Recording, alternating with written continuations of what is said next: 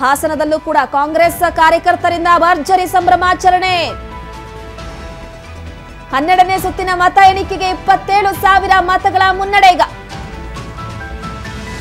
ಶ್ರೇಯಸ್ ಪಟೇಲ್ ಅವರು 27,000 ಮತಗಳ ಮುನ್ನಡೆಯನ್ನ ಸಾಧಿಸಿದ್ದಾರೆ. ಹಾಸನದಲ್ಲಿ ಫಲಿತಾಂಶಕ್ಕೂ ಮುನ್ನವೇ ಕೈ ಸಂಭ್ರಮಾಚರಣೆಯನ್ನ ನಡೆಸ್ತಾ ಇದೆ.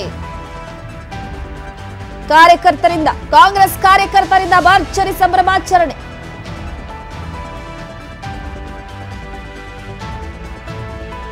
ಎಲ್ಲೋ ಒಂದು ಕಡೆ ಪವಿತ್ರ, ಚುನಾವಣೆಗೆ ಮುಂಚಿತವಾಗಿಯೇ ಈ ಒಂದು ವಿಚಾರ ಹೊರ ಬಂದಿರಲಿಲ್ಲ ಪ್ರಜ್ವಲ್ ಅವ್ರದ್ದು. ಆದ್ರೂ ಕೂಡ ಶ್ರೇಯಸ್ ಪಾಟೀಲ್ ಅವರ ಈ ಒಂದು ಮುನ್ನಡೆ ಎಲ್ಲೋ ಒಂದು ಕಡೆ ಹಾಸನದಲ್ಲಿ ಎಲ್ಲವೂ ಕೂಡ ಬದಲಾವಣೆಗೆ ಮುನ್ನುಡಿ ಆಗ್ತಾ ಇದೆಯಾ ಅಂತ.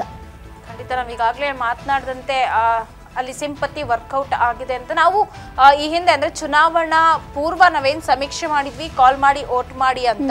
ಆ ಸಮೀಕ್ಷೆಯಲ್ಲೂ ಕೂಡ ಅಚ್ಚರಿಯಾಗಿ ಬಂದಂತ ಕಾಲ್ಸ್ ಗಳಂದ್ರೆ ಅಲ್ಲಿ ಶ್ರೇಯಸ್ ಪಟೇಲ್ಗೆ ಹೆಚ್ಚಾಗಿ ಮತಗಳು ಬಂದಿದ್ದು. ನಾವು ಕೂಡ ಅವರನ್ನೇ ಅಲ್ಲಿ ನಮ್ಮ ಸಮೀಕ್ಷೆಯಲ್ಲೂ ಕೂಡ ವಿನ್ನರ್ ಅಂತ ಘೋಷಣೆ ಮಾಡಿದ್ದು. ಜೊತೆಗೆ ನಮ್ಮ ಎಕ್ಸಿಟ್ ಪೋಲ್ ನಲ್ಲೂ ಕೂಡ ಹಾಸನದಲ್ಲಿ ಅವರೇ ಗೆಲ್ತಾರೆ ಅನ್ನುವಂತಹ ಒಂದು ಅಂಕಿಅಂಶಗಳನ್ನು ಕೂಡ ನಾವು ನೋಡಿದ್ವಿ. ಒಟ್ಟಾರೆ ನೋಡಿ ಬಹಳಷ್ಟು ಕಡೆಗಳಲ್ಲಿ ರಾಹುಲ್ ಗಾಂಧಿ ಅವರು ಕೂಡ ಇಲ್ಲಿ ಸಂಭ್ರಮಾಚರಣೆಯಲ್ಲಿ ಇರೋದನ್ನ ನಾವು ಗಮನಿಸಬಹುದು. ಯಾಕಂದ್ರೆ ಎರಡೆರಡು ಕ್ಷೇತ್ರದಲ್ಲೂ ಕೂಡ ಅವರು ಗೆಲುವಿನ ಹತ್ತನೇ ದಾಪುಗಾಲು ಇಡ್ತಾ ಇದ್ದಾರೆ ಅಂತ.